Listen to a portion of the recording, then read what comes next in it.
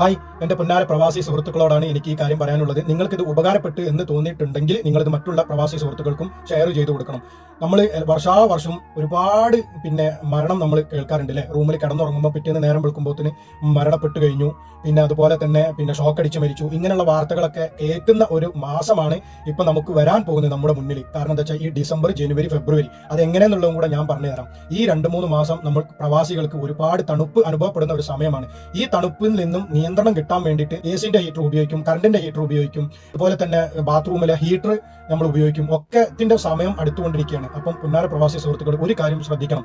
ഈ കാര്യങ്ങളൊക്കെ ചെയ്യുന്നതിന് മുമ്പ് നിങ്ങൾ ഒരുപാട് കാര്യങ്ങൾ ശ്രദ്ധിക്കാനുണ്ട്. നമ്മൾ എസിന്റെ ഹീറ്റർ ഒരുപാട് നേരം ഓൺ ആക്കുമ്പോൾ ചിലപ്പം ഗ്യാസിന്റെ പൈപ്പിന് എന്തെങ്കിലും സംഭവിച്ചു കഴിഞ്ഞാൽ, ലീക്ക് വന്നു കഴിഞ്ഞാൽ, അത് ശ്വസിച്ചു കഴിഞ്ഞാൽ മരണം വരെ സംഭവിക്കാം. അതുപോലെ തന്നെ റൂമിൽ ഹീറ്റർ, കറണ്ടിന്റെ ഹീറ്റർ ഉപയോഗിക്കുമ്പോൾ അത് അവിടെ എവിടെയെങ്കിലും തട്ടി മറിഞ്ഞിട്ടാണെങ്കിൽ ആ ഹീറ്ററിൽ നിന്നും നമുക്ക് തീ പടർന്ന് റൂം കത്താൻ സാധ്യതയുണ്ട്. അപ്പൊ അതുകൊണ്ട് അതും വളരെ ശ്രദ്ധിക്കണം, എല്ലാം കെയർഫുൾ ആയിരിക്കണം.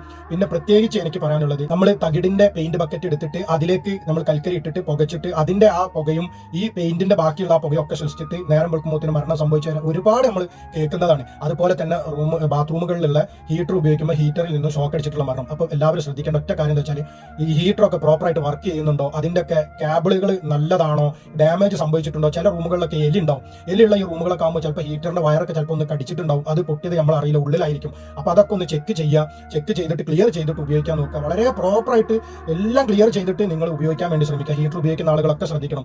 ഇങ്ങനെയുള്ള വാർത്തകളൊക്കെ കേൾക്കുമ്പോൾ പ്രവാസികളായ നമ്മുടെ ചങ്കാണ് പറയും. ഒരു പ്രവാസിനെ മനസ്സിലാവുള്ളൂ. നമ്മുടെ നാട്ടിലുള്ള ആളുകൾക്ക് പാവം അവൻ മരണപ്പെട്ടു പോയി എന്നുള്ളത് കഴിഞ്ഞാൽ കഴിഞ്ഞു. പക്ഷെ നമ്മൾ പ്രവാസികളായ സുഹൃത്തുക്കൾക്ക് നമുക്ക് ഒരിക്കലും നമ്മുടെ കൂടെ നിൽക്കുന്ന ചങ്കുകളുടെ മരണം കാണാനുള്ള ത്രാണിയില്ല. കാരണം നമ്മുടെ കഷ്ടപ്പാട് നമ്മൾ പ്രവാസികൾ മാത്രം മനസ്സിലാക്കുന്നുള്ളൂ. അത് നിങ്ങൾ മനസ്സിലാക്കണം. ഇപ്പോൾ നാട്ടിലുള്ള ആളുകൾ, നമ്മൾ പള്ളി കമ്മിറ്റി ആണെങ്കിലും അമ്പല കമ്മിറ്റിയാണ്, ആരാണെങ്കിലും രാഷ്ട്രീയക്കാരാണെങ്കിലും നമ്മൾ ഒരുപാട് സഹായം ചെയ്യും. ഈ സഹായം ചെയ്ത ആൾക്കാർക്ക് പാവം മനുഷ്യനാണ്, അയാൾ മരിച്ചു കഴിഞ്ഞാൽ അയാളെ കൊണ്ട് നമുക്ക് ഒരുപാട് സഹായം കിട്ടിയത് എന്നുള്ളത് മാത്രമേ അവർ പറയുള്ളൂ.